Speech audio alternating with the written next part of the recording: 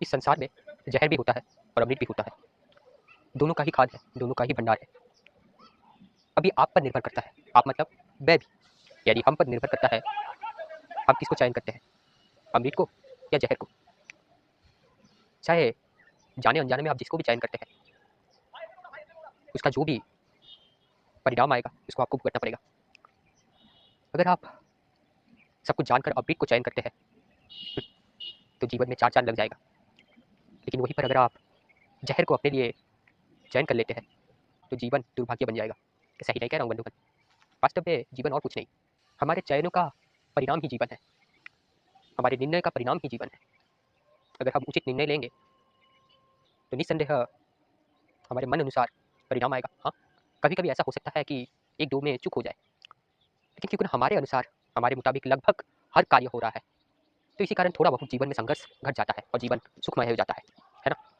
लेकिन इसके विपरीत अगर आप गलत राह को चुन लेते हैं तो आपका पतन होने लगता है। और एक चीज़ ध्यान रखिएगा बंधुगण, संघर्ष का कमना और संघर्ष में बढ़ावा होना, यानी संघर्ष कभी भी एक आयाम नहीं होना चाहिए कि ये सही है या गलत है। कहने का तात्पर्य यह है कि कोई अगर ये कहे कि इसमें कम संघर्ष लग रहा है तो इसलिए ये सही है, नहीं। और इसमें ज़्यादा संघर्ष लग रहा है इसका मतलब ये है कि ये गलत है, ये भी सही नहीं। बहुत ज़्यादा संघर्ष लग रहा है इसलिए वो सही भी हो सकता है, गलत भी हो सकता है। और बहुत कम संघर्ष लग रहा है तब भी वो सही हो सकता है, गलत भी हो सकता है। जितने भी हमारे स्वतंत्रता संग्रामियाँ हुए हैं, जो भी महापुरुष को आप जानते हैं, देखिए ना उन्होंने कितना संघर्ष किया है। कहने का तात्पर्य यह है, जब भी आप सही राह में आगे बढ़ेंगे, धर्म की ओर आगे बढ़ेंगे, सही धर्म की ओर, आज जो तात्कालिक रूप में चल प्रचलित लोकमान्य धर्म है वो सब नहीं, जो ज्ञान आधारित हो, बोध आधारित हो, उसे धर्म कहते हैं। तब फिर आपका आचरण, आपका स्वभाव, आपका कर्तृत्व विलक्षण होने लगेगा, दिव्य होने लगेगा, सबसे अलग होने लगेगा। और इसका परिणाम क्या होता है पता है? समाज आपको स्वीकार नहीं पाता। समाज को ये लगने लगता है कि ये लड़का या फिर ये व्यक्ति कुछ अलग हो रहा है।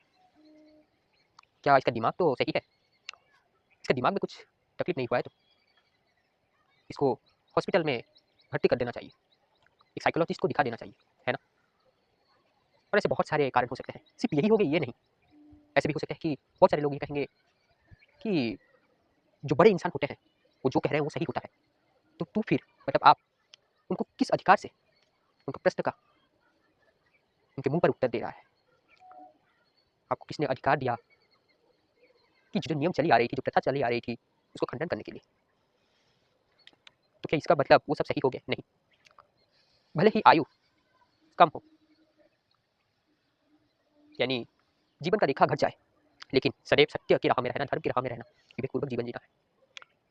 जिस तरह बहुसंख्यक लोग हैं वो सत्य होगा नहीं, क्योंकि वो तो भीड़ का मात्रा हो गया, यानी वो भीड़ का सूचक है और भीड़ का कोई अपना स्वतंत्र परिचय नहीं होता। सही कह रहा हूँ ना बंधुगण? तो इसी कारण आप भी भीड़ के भांति मत बन जाइएगा। भले ही दूसरों से कितना भी अपमान मिले, निंदा मिले, वास्तव में जो सही मनुष्य होता है वो ना ही निंदा, ना ही यश, ना ही कीर्ति, ना ही किसी की प्रशंसा के लिए कार्य करता है, बल्कि उसका कर्तृत्व निष्काम होता है, यानी कामना रहित, धर्म आधारित होता है। धर्म आधारित जीवन ही सार्थक जीवन कहा जाएगा। आप कहेंगे ये सब मैं क्यों कह रहा हूँ, ये सब एक सही मनुष्य का लक्षण होता है। तो मैं जो प्रारंभ में कहा था कि संसार में जहर भी उपलब्ध है और अमृत भी, ये हम पर निर्भर करता है हम किसको चुनते हैं, है ना। जिसको हम अपना मित्र बनाते हैं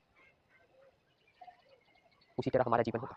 जिस तरह के हमारे मित्र होंगे, जैसी हमारी संगति होगी, उसी तरह की हमारी मानसिक वृद्धि होगी, हमारा गुणों में, चरित्र में सुधार या फिर बिगाड़ दिखाई देगा। हमेशा अपने आप को एक सही संगति देना सबसे बड़ा उपहार होता है। क्या मैं सही नहीं कह रहा हूँ बंधुगण? जरा पूछिए अपने आप से, स्वयं आपको उत्तर मिल जाएगा। कर्ण एक विराट, श्रेष्ठ तथा क्या धर्मी इंसान था, परंतु जब से उसका संगति दुर्योधन के साथ हो गया, तब से वो ना चाहते हुए भी हर अधर्म का, हर अन्याय का हिस्सा बन गया। उसमें भागीदारी लेना ही पड़ा उसे, तो उसमें मजबूर हो गया कि वो उसमें भाग ले, क्योंकि वो वचन दे चुका था एक अधर्मी को कि वो हमेशा उसके लिए खड़ा होगा, है ना। बंधुगण, ये संसार में बहुत तरह के मनुष्य मिलेंगे, बहुत तरह के स्थितियाँ आएंगी, बहुत कुछ मिलेंगे, भ्रांतियाँ बहुत कुछ होगा, परंतु कब कहाँ लड़ना है, कहाँ नहीं लड़ना, अर्थात कहाँ छोड़ना है। और लड़ाई तो प्रारंभ कर दी, लेकिन कहाँ तक लड़ना है और कौन सा लड़ाई लड़ना है, सबसे महत्वपूर्ण प्रश्न। फिर कब लड़ना है, उसको लड़ने के लिए क्या क्या चाहिए मुझे, तथा उसमें मेरा भागीदारी क्या होगा, मेरा हिस्सेदारी क्या होगा, कहाँ तक मैं इसको ले पाऊंगा। बहुत सा प्रश्न आ सकता है ना। युद्ध तो करना है, लेकिन धर्म युद्ध करना है। सबको सही शिक्षा प्राप्त नहीं हो रही, उचित शिक्षा प्राप्त नहीं हो रही। अमीर बाप का लड़का कॉन्वेंट के स्कूल में पढ़ रहा है, तो जो निर्धन परिवार से आता है वो सरकारी स्कूल में जा रहा है, और सरकारी स्कूल का हालत तो आप जानते ही है। मैं ये एक उदाहरण दे रहा हूँ, है ना। तो इनसे लड़ना है, ये धर्म युद्ध है। पानी की जो गुणवत्ता है वो मतलब नर्दमा के जैसा है, नाली के जैसा है। पानी तो स्वच्छ ही है, ईश्वर ने दिया था। यानी मनुष्य कृत के कारण, मनुष्य के उपद्रव के कारण पानी आज प्रदूषित हुआ है ना। इन सबके विरुद्ध लड़ना है। जो क्लाइमेट चेंज हो रहा है, जो वायुमंडल में परिवर्तन दिख रहा है, इसके पीछे जो शक्तियाँ है उनको कड़ी टक्कर देना है। यही धर्म युद्ध है इसी युग का। देखो, अगर कहने जाओ तो बहुत कुछ हो सकता है, लेकिन शाम का बेला आ चुका है। आशा करता हूँ बंधुगण, मैं आज जो भी कहा समझ में आया होगा। मैं कोई स्क्रिप्टेड बातें नहीं करता, स्पॉन्टेनियसली जितना भी मेरा बुद्धि मुझे कहने को कहता है मैं उतना कहता। तो हमें क्या करना चाहिए? हमें ये करना चाहिए कि हमें हंस बनना चाहिए, हंस बनकर मोती चुनना चाहिए और बाकी सब पंखर को दूर ढकेल देना चाहिए। न कि कौवा के भांति जाकर अपना मुंह वहां पर दे बैठे जहां पर मलिनता है।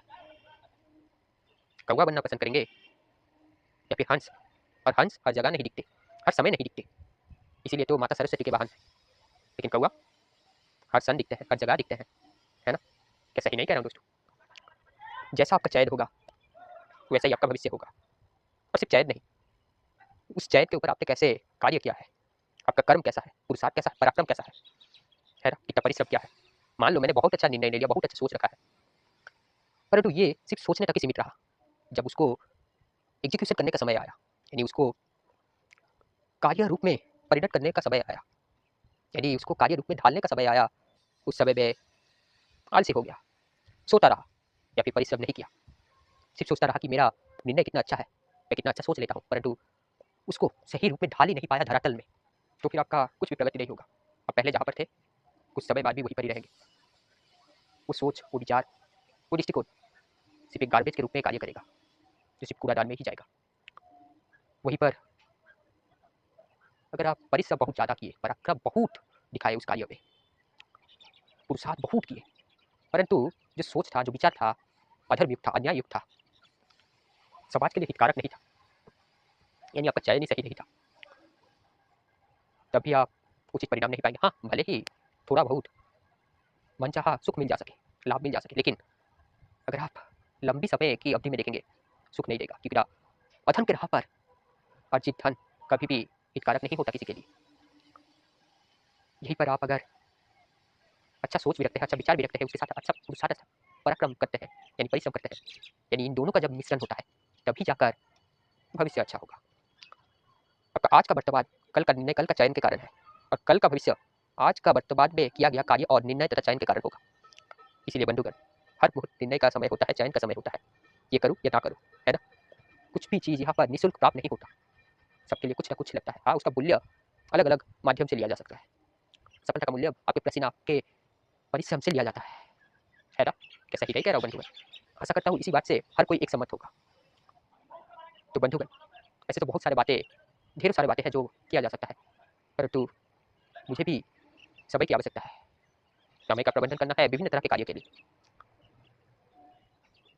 जितना भी हो सकता है मैंने आपके सामने प्रस्तुत कर दिया। हाँ, अगर कहीं पर भी त्रुटि लगा हो तो छोटा भाई समझ कर मुझे क्षमा कर दीजिएगा। मैं सदैव ही समझ पाते रहूँगा आपके सामने। तो शाम का बेला हो चुका है, फिर मिलेंगे। तब तक सुख से, शांति से अपने जीवन को आगे बढ़ाते रहिए, और हाँ, ज्ञान को अर्जन करते रहिए, ज्ञान को बांटते रहिए, क्योंकि ज्ञान का कोई अंत नहीं। ज्ञान को धूरी बनाते हुए अपने आसपास चारों ओर सभी तरह का कार्य कीजिए, यानी ज्ञान को सेंटर पॉइंट, केंद्र बिंदु करके सब कुछ कीजिए। ज्ञान के दृष्टिकोण से सब कुछ देखिए, अन्यथा आप अंधविश्वास, अंध प्रथा, अंध परंपराएं में फंस जाएंगे, विभिन्न तरह के कुचक्रों में फंस जाएंगे, आत्मविश्वास नहीं आएगा आप में। तो ठीक है, यहीं पर ही रखते हैं।